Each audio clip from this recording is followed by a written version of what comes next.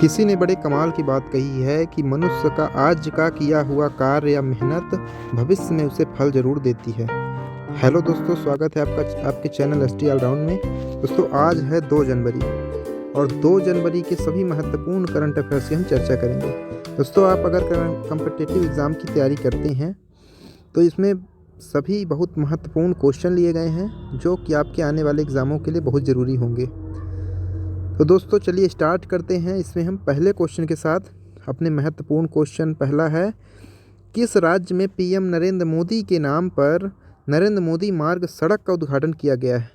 तो इसका आंसर होगा दोस्तों, सिक्किम ने ऐसा किया है। चलिए इसके बारे में जानते हैं।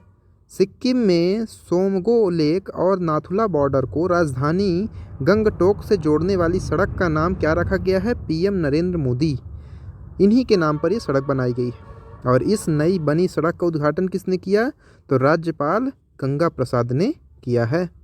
अब दोस्तों चलिए पीएम नरेंद्र मोदी से जुड़ी प्रमुख इम्पॉर्टेंट बिंदुओं की हम चर्चा करते हैं।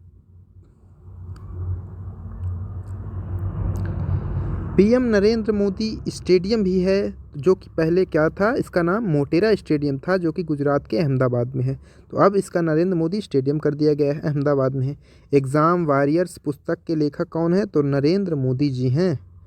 नरेंद्र मोदी भारत के किस नंबर के प्रधानमंत्री हैं? तो भारत के 14वें नंबर के प्रधानमंत्री हैं। इनसे पहले कौन थे? तो इनसे पहले मनमोहन सिंह थे प्रधानमंत्री। 2014 के बाद प्रधानमंत्री नरेंद्र मोदी जी हैं।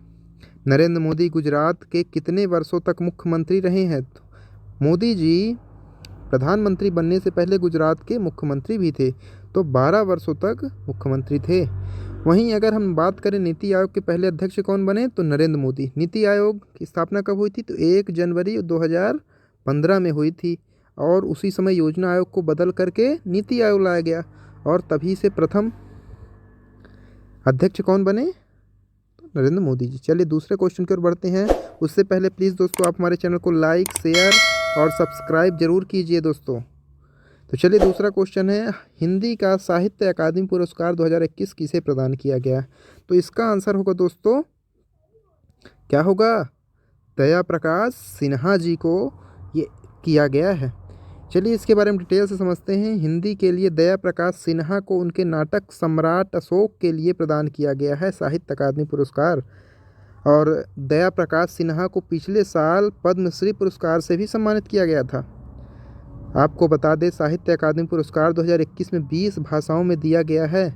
गुजरात, मैथिली, मणिपुरी और उर्दू के विजेताओं की घोषणाएं बाद में की जाएगी, औरों की घोषणा हो चुकी है। ठीक है दोस्तों, अब साहित्य अकादमी पुरस्कार की बात आई तो इसके बारे में जानते हैं। भारतीय संविधान की 8वीं अनुसूची में शामिल 22 भाषाओं के अलावा राजस्थानी और अंग्रेजी भाषा को मिलाकर 24 भाषाओं में प्रदान किया जाता है। पहली बार यह पुरस्कार 1955 में दिया गया था। इस पुरस्कार के अंतर्गत 1 लाख की राशि दी जाती है।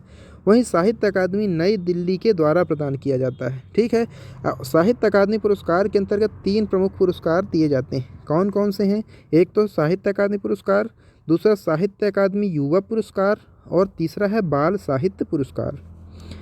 तीसरे क्वेश्चन की ओर बढ़ते हैं और तीसरा क्वेश्चन है, दक्षिण अफ्रीका के किस खिलाड़ी ने भी टेस्ट क्रिकेट से संन्यास लेने की घोषणा कर दी है? तो क्विंटन डिकॉक दक्षिण अफ्रीका के बहुत ही अच्छे बल्लेबाज थे जिन्होंने टेस्ट क्रिकेट से अलविदा कह दिया है। आइए इनके बारे में डिटेल से जानते हैं दोस्तों। क्विंटन डिकॉक ने अचानक, अभी भारत के खिलाफ टेस्ट सीरीज चल रही थी, उसी में एक मैच, पहला मैच हारने के बाद क्विंटन डिकॉक का ये फैसला लिया गया है कि वो अब टेस्ट क्रिकेट नहीं खेलेंगे। क्विंटन डिकॉक T20 और वनडे जरूर खेलेंगे, अभी खेलते रहेंगे वो। 2014 में ऑस्ट्रेलिया के खिलाफ उन्होंने टेस्ट में डेब्यू किया था। उन्होंने 54 टेस्ट खेले हैं जिनमें 38.82 की औसत से 3300 रन बनाए हैं। चलिए अगले क्वेश्चन की ओर बढ़ते हैं। उत्तर प्रदेश के नए मुख्य सचिव कौन बने? तो उत्तर प्रदेश के नए मुख्य सचिव दुर्गा शंकर मिश्र जी बने हैं। ठीक, चलिए अब हम उत्तर प्रदेश की बात आई, इसके बारे में जानते हैं। उत्तर प्रदेश की राजधानी क्या है दोस्तों? तो लखनऊ है उत्तर प्रदेश की राजधानी। मुख्यमंत्री कौन है? योगी आदित्यनाथ जी। वहीं राज्यपाल आनंदीबेन पटेल जो कि मध्य प्रदेश की भी रह चुकी हैं। विधानसभा सीट 404 विधानसभा सीटें हैं, 80 लोकसभा सीट और राज्यसभा सीटें कितनी हैं, तो 31 राज्यसभा सीटें हैं। आपको बता दें उत्तर प्रदेश के पड़ोसी देश मात्र एक है, वो कौन है, नेपाल है। वहीं राज्यों की बात करें तो उत्तर प्रदेश से कई राज्यों की सीमा है, लगभग 8 राज्यों से है। उत्तराखंड, हिमाचल प्रदेश, हरियाणा, राजस्थान, मध्य प्रदेश, छत्तीसगढ़, झारखंड और बिहार से उत्तर प्रदेश की सीमा लगती है। ठीक है, चलिए अब हम अगले क्वेश्चन की ओर बढ़ते हैं। 5वां क्वेश्चन है, अटल इनोवेशन रैंकिंग 2021 में किस आईआईटी संस्थान को लगातार तीसरी बार प्रथम स्थान प्राप्त हुआ है? इसका आंसर होगा दोस्तों मद्रास ने ये कारनामा किया, लगातार तीसरी बार प्रथम स्थान बनाया है। और ये रैंकिंग किसके द्वारा जारी की जाती है, तो केंद्रीय शिक्षा मंत्रालय और अखिल भारतीय तकनीकी शिक्षा परिषद के द्वारा ये जारी की जाती है। आईआईटी मद्रास में लगातार तीसरी बार प्रथम स्थान हासिल किया। आईआईटी बॉम्बे दूसरे नंबर पर है, वहीं आईआईटी दिल्ली तीसरे नंबर पर है। ठीक है दोस्तों, अगर आपको वीडियो पसंद आ रहा है तो प्लीज़ लाइक शेयर सब्सक्राइब ज़रूर कीजिए, साथ ही साथ अपने दोस्तों को ज़रूर शेयर कीजिए। दोस्तों, दुनिया की सबसे लंबी मेट्रो ट्रेन लाइन जो है तो किस देश में शुरू हुई, तो इसका आंसर होगा दोस्तों चीन में, संघाई के शहर में चीन में शुरू हुई है ये। चलिए इसके बारे में समझते हैं। 31 दिसंबर 2021 को चीन के संघाई प्रांत में दुनिया की सबसे लंबी मेट्रो लाइन खोली गई है। इसी के साथ संघाई मेट्रो नेटवर्क की कुल लंबाई कितनी हो गई है, 831 किलोमीटर हो गई, और यह दुनिया भर में सबसे लंबा रेल नेटवर्क बना है। 2 नई लाइनों को खोलने से संघाई में पूरी तरह से स्वचालित मेट्रो लाइन की कुल संख्या बढ़कर कितनी हो गई, 5 हो गई है। अब चीन की बात आई, थोड़ा चीन के बारे में भी जानते हैं दोस्तों। चीन की राजधानी है बीजिंग, चीन की मुद्रा है रेनमिनबी है, युआन भी है। राष्ट्रपति कौन है, शी जिनपिंग है। वहीं भारत और चीन के बीच इंटरनेशनल बॉर्डर लाइन जो है तो उसे क्या बोलते हैं, तो मैक-मोहन रेखा बोलते हैं। और भारत पाकिस्तान के बीच क्या है, रेड क्लिफ रेखा है। ठीक है, कागजी मुद्रा जारी करने वाला विश्व का पहला देश कौन है, तो चीन ही है।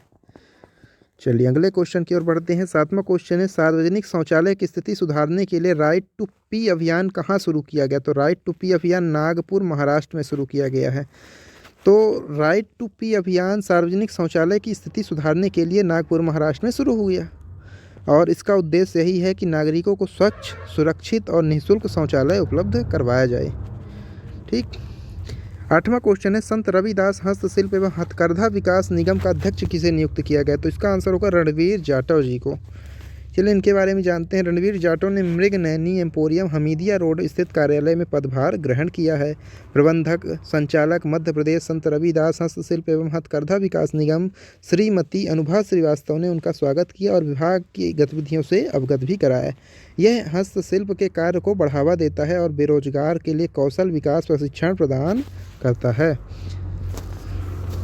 चलिए अब अगले क्वेश्चन की ओर बढ़ते हैं। हाल ही में वन मंत्री डॉक्टर कुमार विजय शाह के द्वारा कितने जिलों में आयुष वन विकसित किए जाएंगे, तो इसका आंसर होगा दोस्तों 9 जिलों में विकसित किया जाएगा।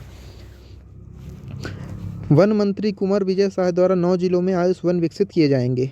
वहीं और ये वन मंत्री जो हमारे कुमार विजय शाह हैं मध्य प्रदेश के, ये किस विधानसभा क्षेत्र से थे, तो हरसूद विधानसभा जो कि कहाँ है, खंडवा में है।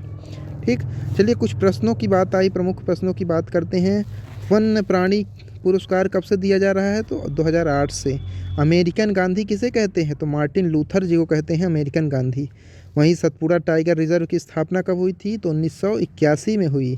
हिंगोट का मेला कहाँ लगता है दोस्तों, तो गौतमपुरा में हिंगोट का मेला लगता है। ठीक है। चलिए अब अपने अगले क्वेश्चन की ओर बढ़ते हैं। मध्य प्रदेश में किसके नाम पर नया संगीत समारोह आरंभ किया जाएगा, तो मध्य प्रदेश में बैजू बावरा के नाम पर नया संगीत समारोह आरंभ किया जाएगा। ठीक है दोस्तों, इसी तरह हम कुछ और प्रमुख प्रश्नों की बात करते हैं। बांधवगढ़ राष्ट्रीय उद्यान कहाँ है दोस्तों, तो ये उमरिया में है। कब स्थापना हुई थी, तो 1968 में हुई थी। कान्हा राष्ट्रीय उद्यान 1955 में हुई थी। भावांतर भुगतान योजना कब शुरू हुई, तो 16 अक्टूबर 2017 को शुरू हुई थी। इमली बाजार गुरुद्वारा कहाँ है, इंदौर में है। भाई बाला संधू गुरुद्वारा कहाँ है, तो शिवपुरी में है। मध्य प्रदेश के किस स्टेडियम में जर्मन ट्रैक सुविधा है, तो तात्या टोपे स्टेडियम जो कि कहाँ है, भोपाल में है। ठीक है दोस्तों, तो ये बहुत ही महत्वपूर्ण क्वेश्चन है दोस्तों, जो कि हर एग्ज़ाम के लिए आपको बहुत ज़रूरी है। तो ये ऐसे ही रिवीजन हम कराते हैं दोस्तों डेली, तो आप ऐसे बने रहिए। हमारे चैनल को लाइक शेयर सब्सक्राइब ज़रूर कीजिए, साथ ही साथ बेल आइकन प्रेस कर दीजिए, जिससे आने वाली वीडियो का नोटिफिकेशन भी आपको मिल जाए। तो धन्यवाद दोस्तों, स्वस्थ रहिए, मस्त रहिए।